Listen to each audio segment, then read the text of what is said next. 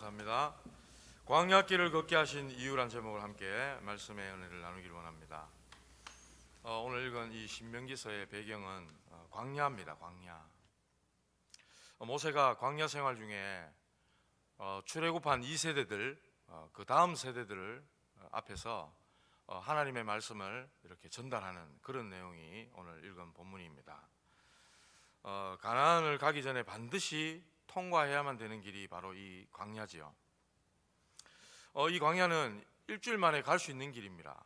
지리적으로 일주일 만에 갈 수 있는 그런 길이라고 해요. 가나안 땅까지 갈 수 있는 그 길이 일주일밖에 안 걸리는 그런 길이라고 합니다. 그런데 무려 40년간 이 광야길을 가게 하셨습니다. 우리 삶에도 이 광야 같은 여러 어려움들이 있죠. 광야, 거기에는 뭐 아무것도 없습니다. 더위, 낮에는 더위, 밤에는 추위, 뱀이라든지 정갈 같은 독충들이 있고, 마실 물도 없고, 먹을 것도 없고, 뭐 농사 지을 수도 없고, 옷도 없고, 뭐 아무것도 보이지 않는 곳, 광야.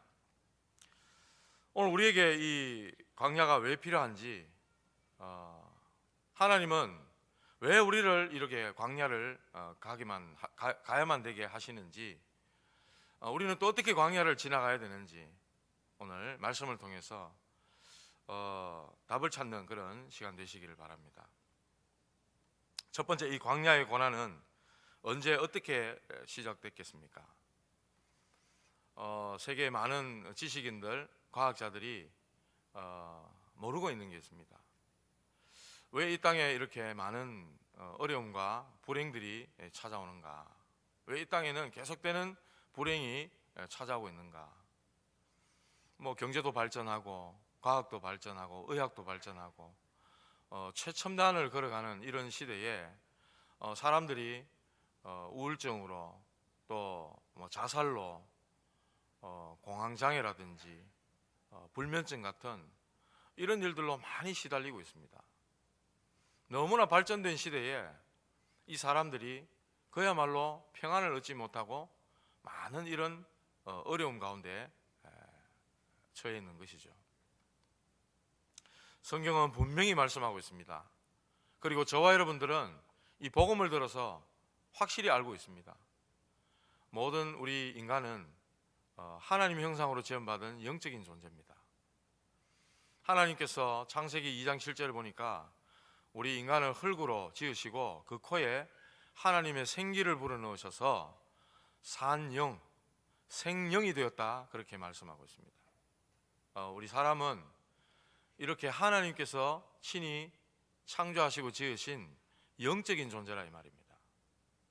하나님과 이 생명적인 관계로, 언약적인 관계로 만들어진, 창조된 영적인 존재가 바로 우리 인간입니다.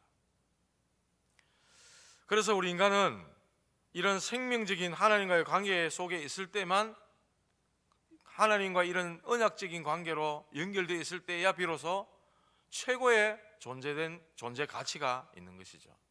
행복이 거기서 나오는 것입니다. 우리 인간에게 하나님을 빼버리면 우리 인간은 아무것도 아닌 거예요. 그런데 이 우리 인간에게 하나님과 이 생명적인 이 관계가 유지되어서 그 속에서 나 자신을 찾고 행복을 누리고 그야말로 세상을 향해 정복하고 다스리는 이 축복을 누려야만 될 우리 인간이 창세기 3장 사단의 유혹을 받아가지고 하나님을 떠나게 됩니다. 하나님과 단절이 되어버렸습니다. 그래서 에베소 2장 1절을 보니까 허물과 죄로 죽었던 너희라고 말씀합니다. 영적으로 죽어버린 겁니다. 그래서 하나님을 알 수가 없고 하나님께 갈 수도 없고 하나님을 떠나 하나님을 모르는 그런 존재가 되고 만 것이죠. 이게 원죄입니다. 이때부터 아담 이후로부터 모든 인간은 이 원죄 가운데 태어나고 살아가게 되는 것입니다. 이때부터 인생 속에는 불행이 찾아오고 저주가 오고 고난과 죽음이 시작된 것이죠. 그리고 하나님의 모든 이 형상 잃어버리고 하나님이 주신 문화적인 사명까지도 다 빼앗겨버린 것입니다. 하나님께서 주신 그 생명과 모든 사명을 다 잃어버린 것이죠. 그리고 완전히 육신이 되어서 이 땅을 살아가는데 계속해서 고난이 계속되는 인생을 살아가게 되어 있는 것입니다. 하나님께서는 이런 우리 인생에게 그리스도를 보내주셨어요. 우리 힘으로 절대로 안 되는 줄 아시고 그리스도를 보내주셨습니다. 왜 하나님이 사람의 몸을 입고 이 땅에 와야만 됩니까? 사람을 구원해야 되니까. 사람의 모습을 가지고 이 땅에 오신 것입니다. 그러나 그분은 우리같이 아담의 후손이 아닌 여자의 후손으로 이 땅에 오셨지요. 동정녀 탄생, 성령으로 잉태되셔서 죄가 없으신 분입니다. 죄가 없는 분이라야 우리의 죄를 대신할 수 있기 때문에, 우리의 죄 문제를 해결하실 수 있기 때문에 하나님께서 사람의 몸을 입고 이 땅에 오신 것입니다. 그 하나님은 하나님이면서 사람입니다. 그리고 그분은 사단을 이길 수 있는 권세를 가지신 분이라야만 됩니다. 그러니까 그분은 하나님이라야만 되는 것이죠. 그리고 우리의 모든 죄를 해결하려고 사람의 모습을 가지고 이 땅에 오셨는데 죄 없으신 분으로 이 땅에 오신 것입니다. 그분이 십자가에 죽으시고 다시 살아나신 것입니다.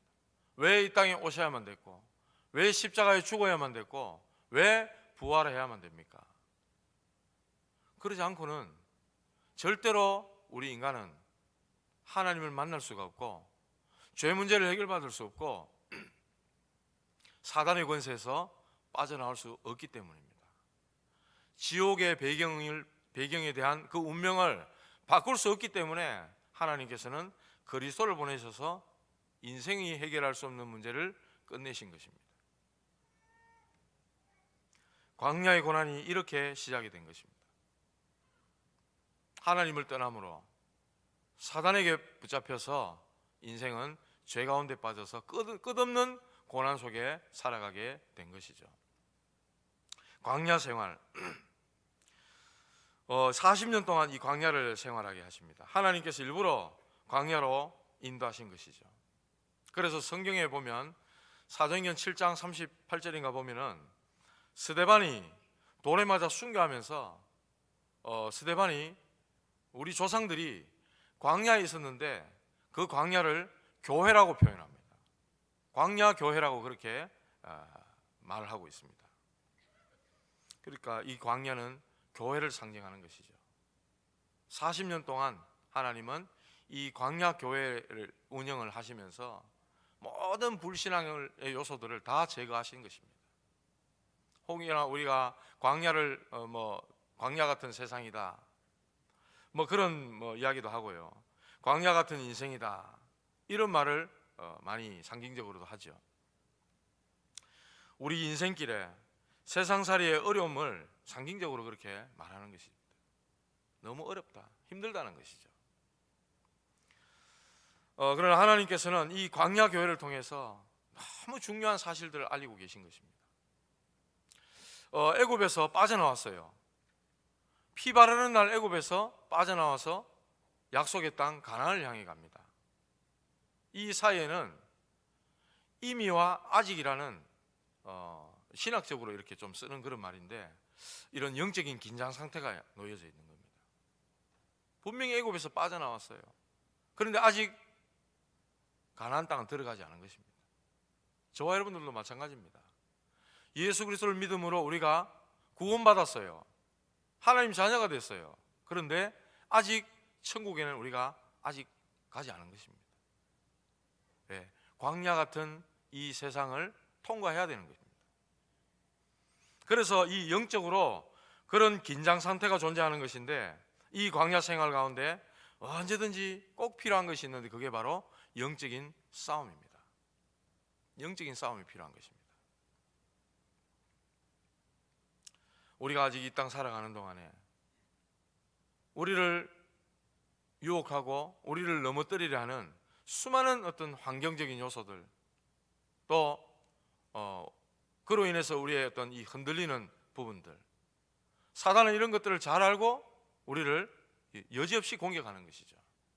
그렇기 때문에 아직 우리가 천국에 이르지 않았기 때문에, 그리스도로 말미암아 구원은 받았으나 아직 천국에 이르지 않았기 때문에 이 땅에서의 사는 동안에 영적 싸움은 계속 되어져야 되는 것입니다.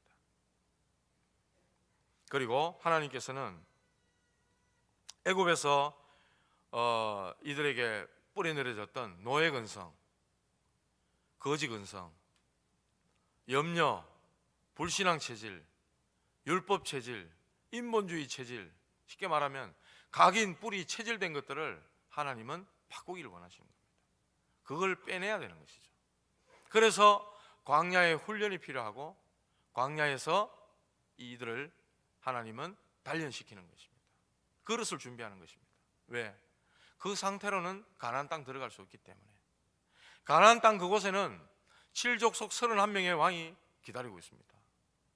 완전 우상에 잡힌 흑암의 심부름을 하는, 거기에 정복 전쟁을 벌여야 되는데 똑같은 그들과 같은 이런 불신앙과 염려, 거지 근성, 노예 근성 가지고는 가나안 땅을 정복할 수 없기 때문에 하나님께서는 그걸 바꾸기를 원하시는 것이죠.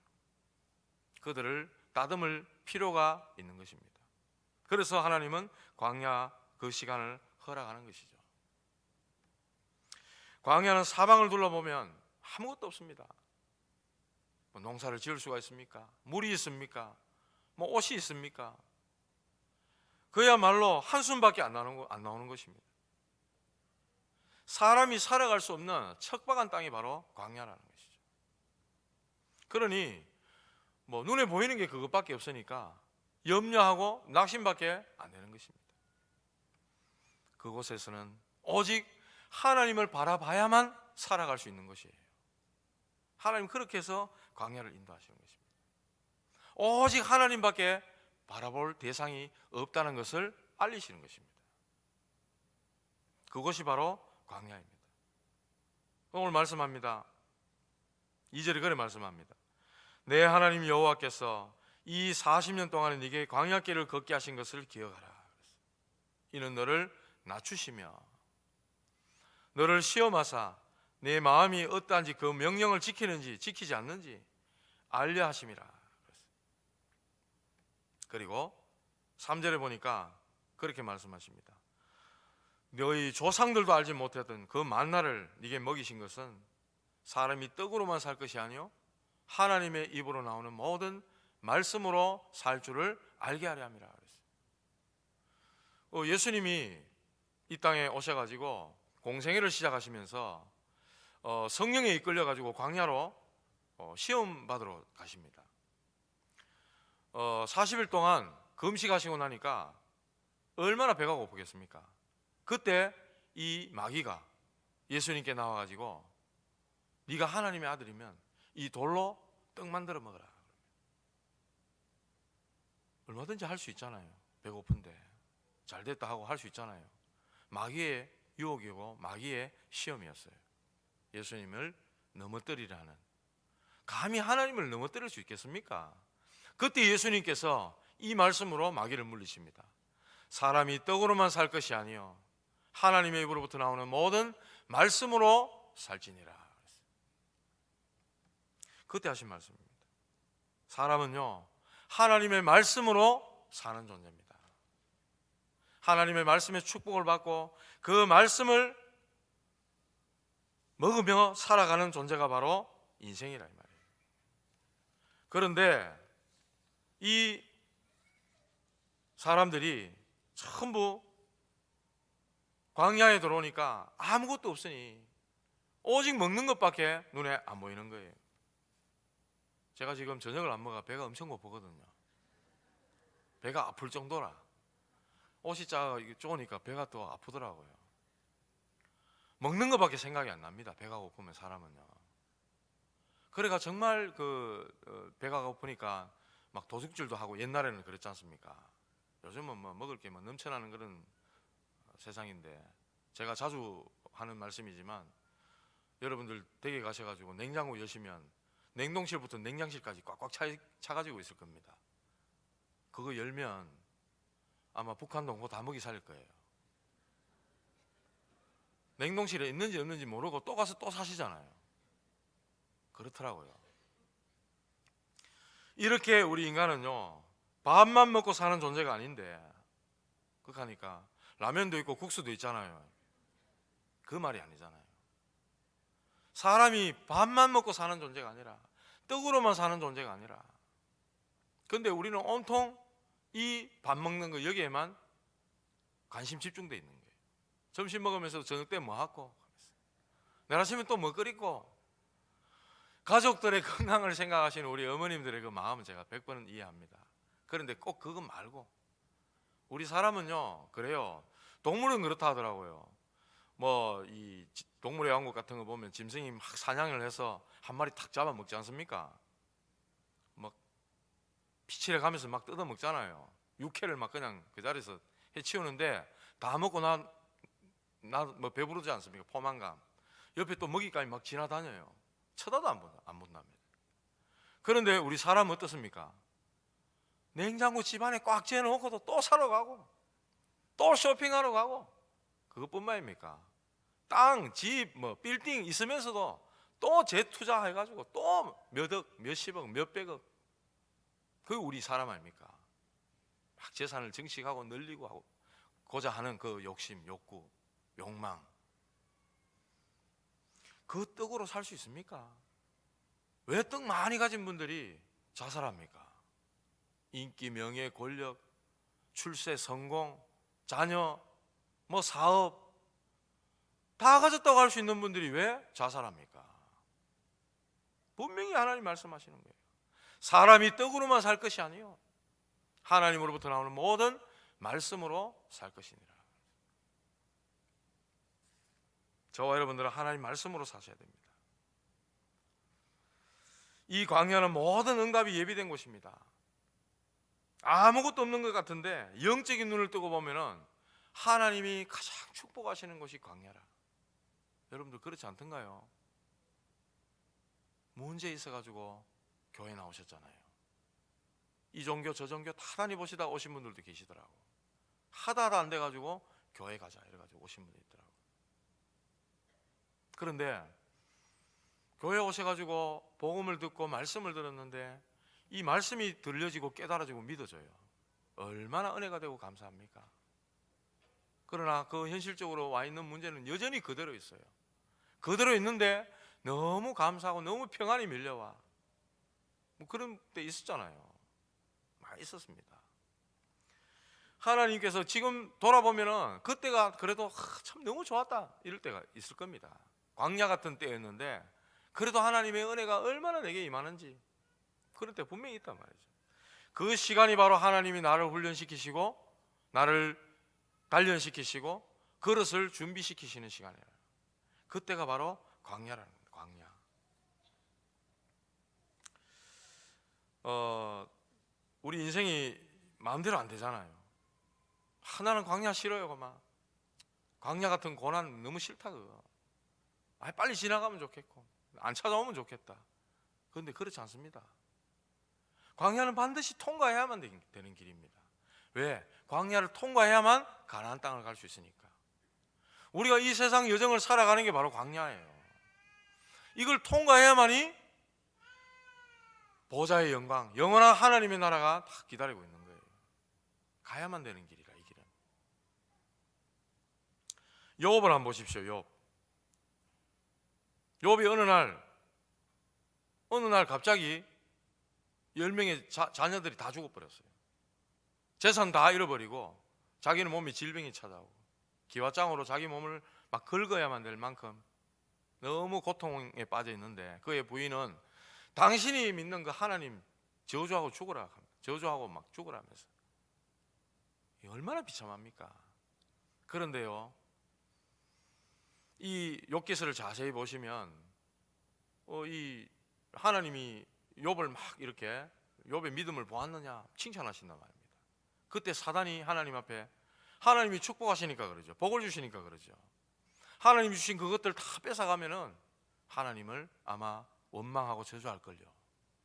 하나님이 좋다 그러면 네가 가서 욥의 그걸 다 뺏어봐라. 그러나 단 그의 생명은 건들 수 없다. 이 뭔 말을 하는 겁니까?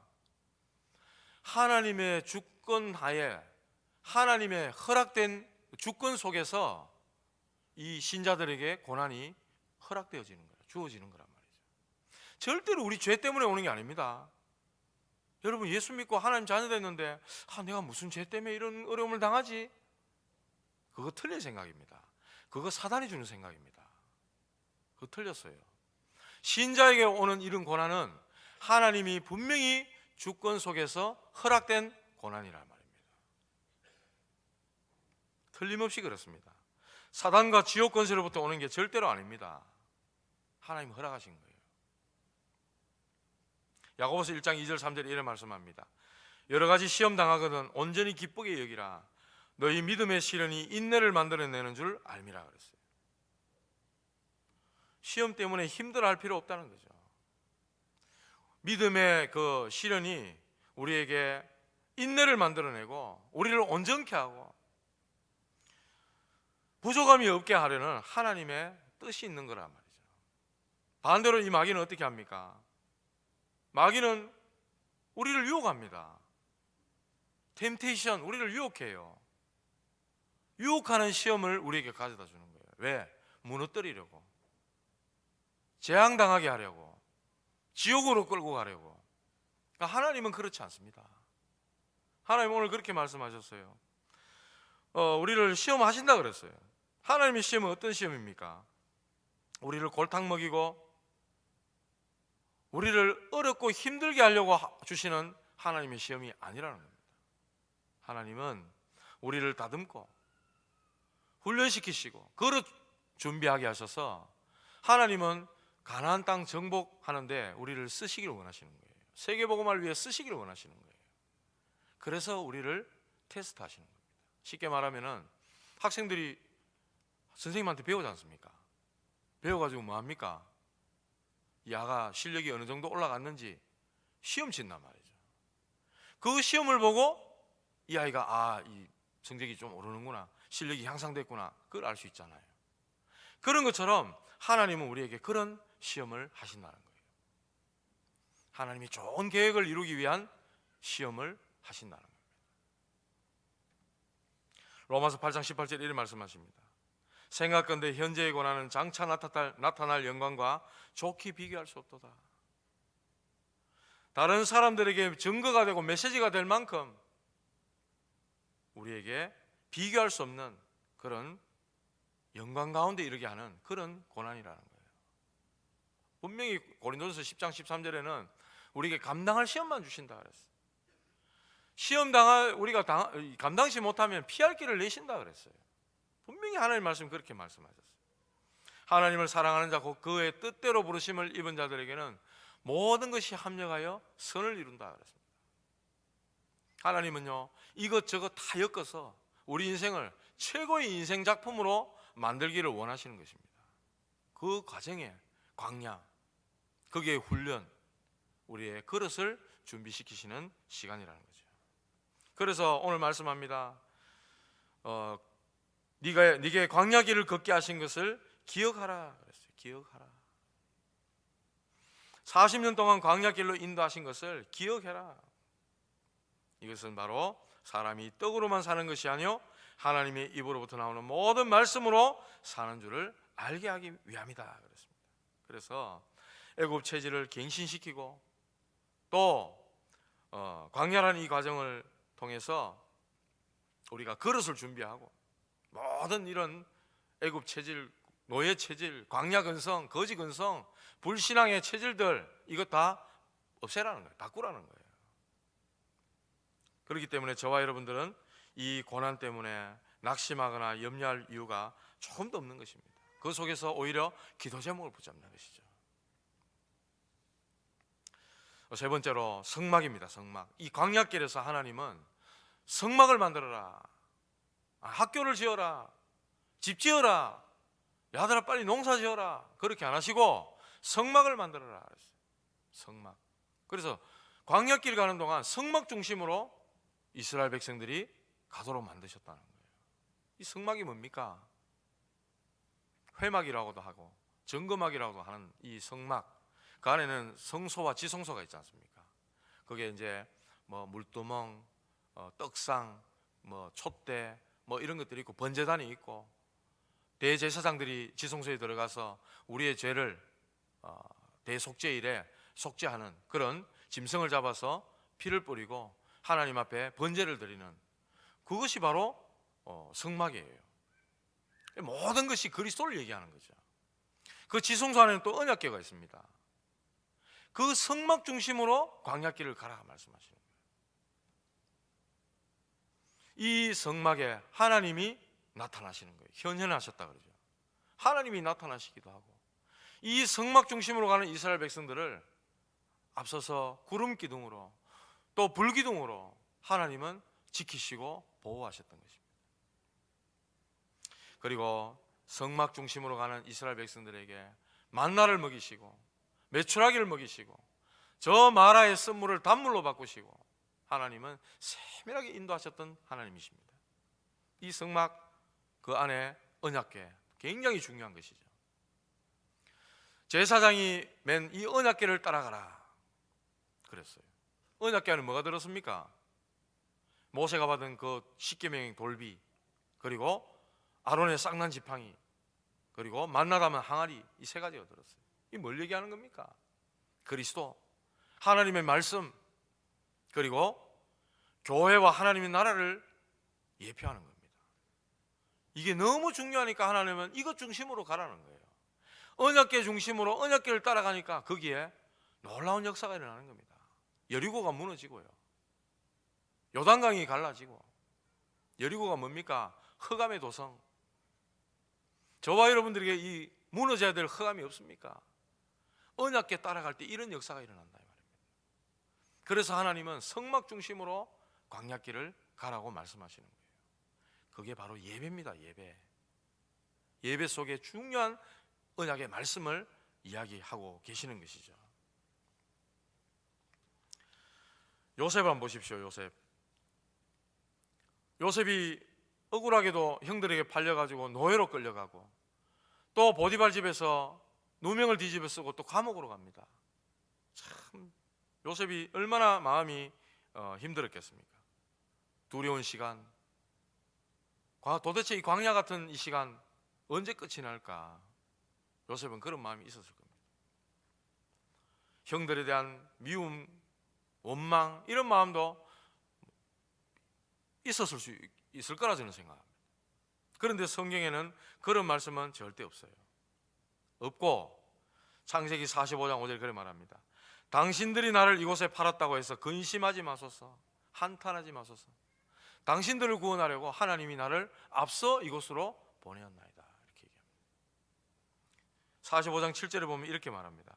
하나님이 큰 구원으로 당신들의 생명을 보존하고 당신들의 후손을 세상에 두시려고 나를 당신들보다 먼저 보내셨습니다, 이렇게 말해요.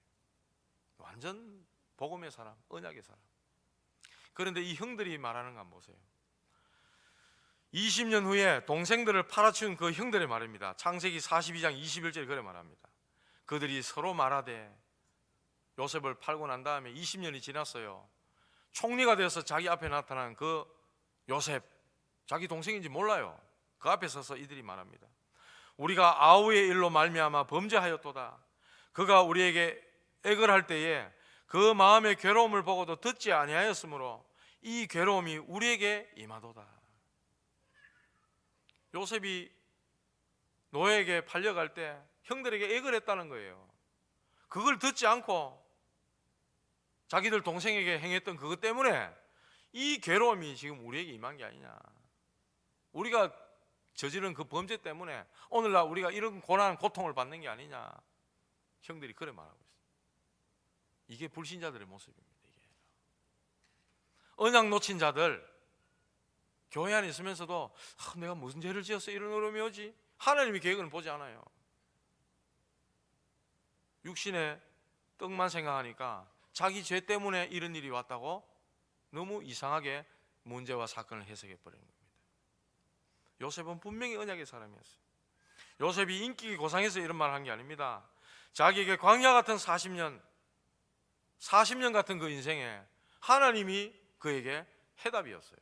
그뿐만 아니라 아버지 야곱의 밑에 사랑받고 있을 때 꿈을 통해 하나님은 요셉에게 언약을 보여주셨어요. 11 볏짚 단이 자기를 향해 절을 하고 11 별과 달이 자기를 향해서 절을 하는 그 언약을 분명히 붙잡았던 것입니다. 하나님의 중요한 것들을 발견했던 요셉, 달랐단 말이죠. 저와 여러분들이 40년의 광야길을 걷게 하신 것을 기억하고 하나님이 이 광야를 통해서 나에게 뭘 원하시는가, 뭘 깨닫기를 원하시는가, 그걸 중요하게 발견하시기를 원합니다. 말씀을 맺겠습니다. 시편 119편 71절 한번 찾아보시겠습니까? 시편 119편 71절입니다.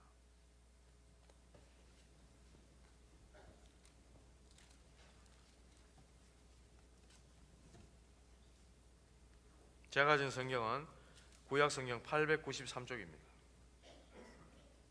찾으셨으면 함께 합독하시겠습니다.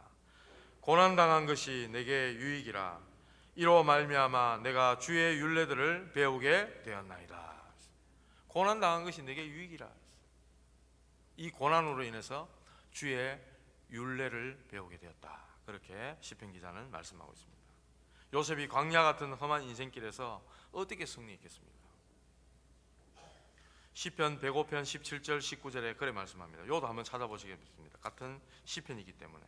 시편 105편 17절 19절입니다. 880쪽 17절부터 19절까지 같이 한번 읽어보겠습니다. 그가 한 사람을 앞서 보내셨으며 요셉이 종으로 팔렸도다. 그의 발은 착고를 차고 그의 몸은 쇠사슬에 매였으니 곧 여호와의 말씀이 응할 때까지라. 그의 말씀이 그를 단련하였도다. 요셉의 몸은 비록 착고에 묶이고 쇠사슬에 묶인 그런 모습이지만 여호와의 말씀이 응할 때까지라. 그의 말씀이 그를 단련하였다. 그렇게 말씀합니다. 요셉이 승리할 수 있었던 것은 약속의 말씀을 붙잡았던 거예요. 하나님의 말씀을 언약으로 굳게 붙잡은 겁니다. 그게 요셉이 승리할 수 있었던 비결입니다. 하나님은 저와 여러분들의 형편과 문제를 다 아십니다.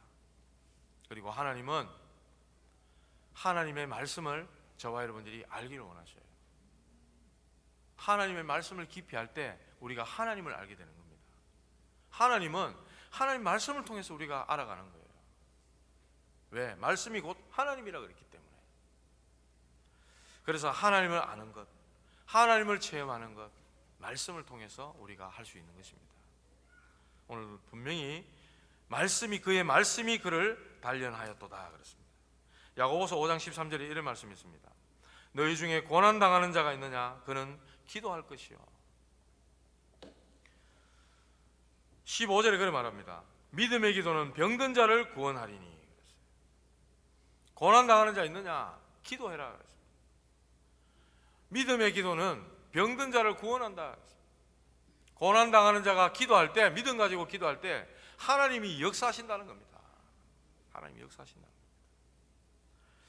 당시 이스라엘 백성들이 광야길에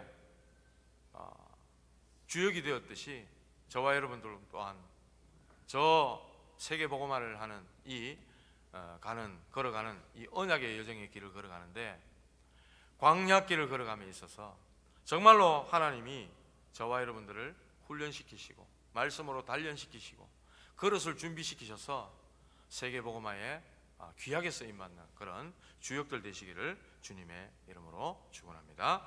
기도하겠습니다. 하나님 감사를 드립니다. 광야길에 이런 고난이 정말 아무것도 없는 것 같은 그곳이지만 거기에 하나님이 함께 계시고 하나님의 말씀이 있어 우리의 모든 필요한 것들을 예비해 놓으시고 준비해 놓으신 축복의 시간임을 알고 축복의 현장임을 알고 광야길을 기쁨으로 감사로 갈 수 있는 우리 언약의 사람들 되도록 인도해 주시옵소서. 정말 이 광야는 하나님의 은혜임을 알고 하나님의 약속의 성취를 향해 믿음으로 나아가는 모든 전도자들 되도록, 그래서 이들이 가는 모든 현장에 복음으로 각 사람들을 세우는 그러한 귀중한 축복이 임하도록 인도해 주시옵소서. 예수 그리스도 이름으로 기도하옵나이다. 아멘.